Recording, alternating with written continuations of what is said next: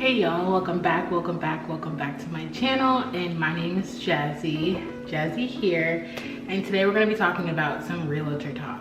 It's a realtor talk day.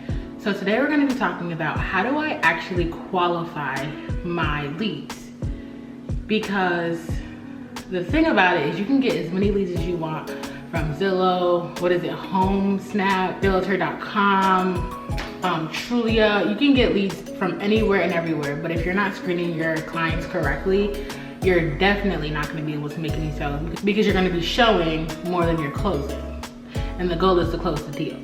So in this video, I'm going to teach you guys how do you screen your clients before you even show them property, before you even meet them over the phone, and how I was able to do it to be more effective with my time, my money, and my energy. So let's get started. So let's say ding, ding, ding, ding. Okay, so they're all different, right? The lead could come in from, let's say the lead came in from trulia.com, right? Let's say the lead came in from Realtor.com. So you get a little notification, ding, ding. Mary Jane want to see 123 Banana Street. So you pick up the phone and you're like, hi, my name is Jazzy the Realtor. Would you like to see 123 Main Street? And they're gonna be like, yeah, well, I saw this property online and I want to see this property. And you're like, okay, well, when are you available? And then they're gonna tell you. So you're gonna say, okay, are you pre-approved? So when you say, are you pre-approved, that's gonna be a red flag for them already. They're gonna be like, whoa, whoa, whoa, I just want to see this house. And you're gonna be like, whoa, whoa, whoa, that's coin that I have to put in my gas tank to go show you this house. No, you're not gonna really say that, but you're gonna say, are you pre-approved? And then they're gonna say, no. So you're gonna reply by saying, how long have you been looking for a property? How long have you been looking for a home? So you're trying to like get information and then deflect, and then get more information and then deflect, because you want it to be more of a smooth conversation, more than you talking to somebody on the first time and they're pounding you for answers.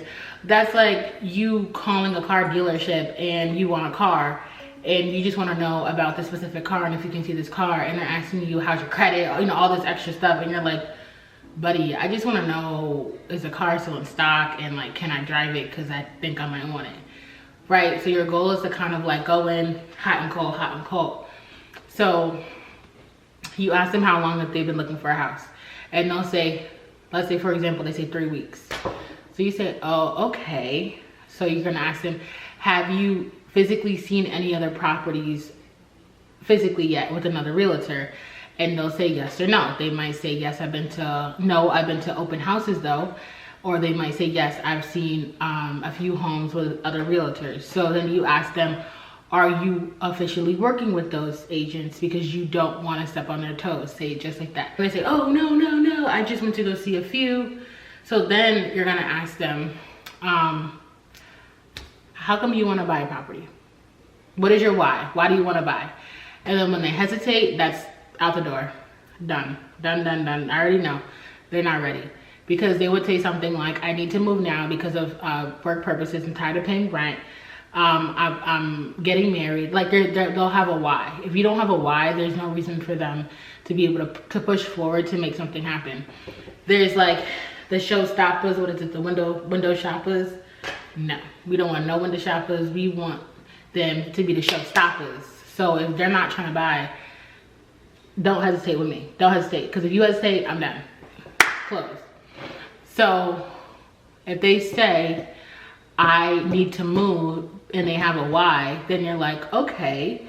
Then you ask them, okay, how's your credit? Because once you start talking to them about their why, they're gonna open up a little bit more. And mind you, this conversation shouldn't take no more than 10-15 minutes. And you got the chatters, which is 20 minutes, but 15 minutes, you should be able to get every single piece of information out, because now we're probably in like minute 2.5 of the conversation, 3. Then you say, how's your credit? And they'll say, it's good or bad. And then you say, okay, well, how much money do you have saved up to buy a home? And then they'll tell you. So if they say that they have a certain amount of money saved up, let's say they have $10,000 saved up. So then you're gonna ask them, well, what type of property are you trying to buy? So you can bring up 123 Banana Street or whatever, Main Street, whatever, and you can ask them if they're looking, like, is that just a house they want to see, they think it's pretty, or like, do they actually really like it, right? Because you want to know their budget. Because if you're looking at a $500,000 house and they only have $10,000 for down payment and with closing costs, they're not going to be able to afford something like that. So when you ask them about their credit, and then you also ask them about their down payment, if that don't add up, then there might be an issue. But in the back of your head, you're trying to figure out, okay, so if they have a low down payment amount of money and they have really good credit, they might be able to be approved for a FHA loan. If you don't know what an FHA loan, put it right here. So they might be able to be approved for a FHA loan instead of a conventional loan. So your brain is working, okay. Even with the FHA loan, they're going to be able to get a $500,000 house with only 10K. Because if you do FHA, you're talking about 3.5% down. So we do 500,000 times 3.5%. We're looking at $1,750. That's down payment, and then you're gonna add another 10. Let's just say for closing costs. So we're looking at just about $30,000. Really, probably like 24, 23. But that's how you have to think. Like, okay, this person clearly has no comprehension, understanding of the market. They don't really know what they're looking for. They have good credit, but they don't have enough money saved. So there are different programs that you're able to reach out to, but I'm just, in the back of my head, like I'm screaming, like, okay, does this make sense? Is this like a waste of time? So they're gonna tell me that they want, that, oh, maybe, let's just say that they say this house is a house that they just wanted to see, right? So you're gonna stop them in their tracks because you're going to explain to them. My thing is, you want to be educating as you're going, right? Like, you want to educate hot, cold. And when you're hot and you're asking questions, you want to make sure that you're educating your clients as well, your leads as well, because if you're educating them, they're going to trust you more. So in a 15-minute conversation, you're going to blow their mind because you're going to teach them so much, while you're in turn trying to figure out where they are and if you want to even work with them. What is your credit? So you went from how is your credit to what is your credit. So when you start diving in there, they're gonna wanna tell you because you're trying to give them more information as to potentially what they could buy. They're gonna tell you that their credit is, I don't know, 700. So you're like, okay, great. And then the next question that you're going to ask them is, what is your ideal home? Like, what do you need to buy? What are your needs? What do you need to buy?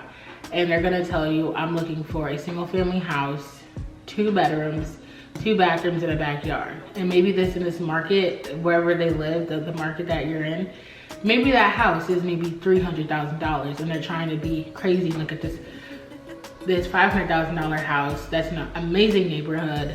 The taxes are really high and it's a 4-bedroom, and they don't even need a 4-bedroom, they only need a 2-bedroom. So there you can say to them, okay, so I think this might work better. This might be more in your budget. But for us to really know, we're gonna need you to get a pre-approval. And they're gonna say, oh my gosh.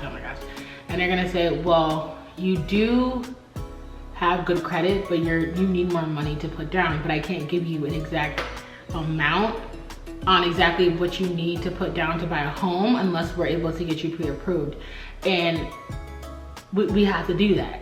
So you can say, I don't really feel comfortable showing you a property or showing you multiple homes if we don't know your exact criteria, because we're gonna get your hopes up and we're gonna be looking at homes at a price right at this amount, and we need to be looking at a price at this amount. So it makes the most sense if you got a pre-approval, and then you can talk about the pre-approval process and you can tell them exactly the things that a lender would need, your W-2s, like you kind of go over that information with them. So then, you know, that's hot. Like you're pushing them and they're like, I don't know. So then you could say, you can just say, or you can pull up properties and you can say, okay, well, I'm gonna send you a few homes on the market and I want you to look and see if you think you might like this, and you wanna do it while you're on the phone with them. right? It's a quick text. Like you just text them a link, it could be a Zillow link, whatever. Just text them the link and say, do you like this home, right? Because you want to be able to gauge if this is their price range, and because you already know, like you're gonna be able to solidify it from the loan officer, but you're gonna know, the longer you're in this business, the more you know exactly what your clients need, exactly based off what they're telling you. You're gonna show them a home, okay? So at this point, you and them are here, and we're maybe like 5 minutes, 6 minutes into the conversation, and then you're gonna go in hard, right? And they're gonna say, okay, they like it or not. So then they're gonna say, well, is there any way that we would be able to move up? They're gonna ask about other price points. So you're gonna say, how much do you make? And do you have any money in your 401k? So once you ask them how much they make and do they have any money in their 401k, now you're in business, because now you have the finances, you have what they're actually looking for, you have their why, and they're able to get to know you better as an agent. You're giving them value. So now you have all of the nitty gritty, like the raw information that you need. And that's what, maybe we're 7-8 minutes in at that point. And then you ask them to talk about location.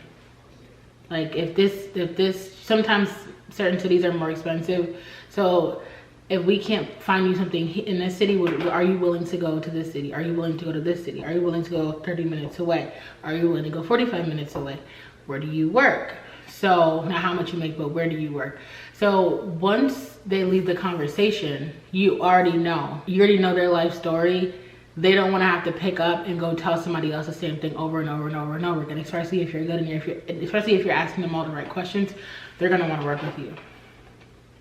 So you ask them about their income and you ask them how much they make, what is their credit score, all that information, and then you're going to stick it to them. You're going to say, when do you want to move?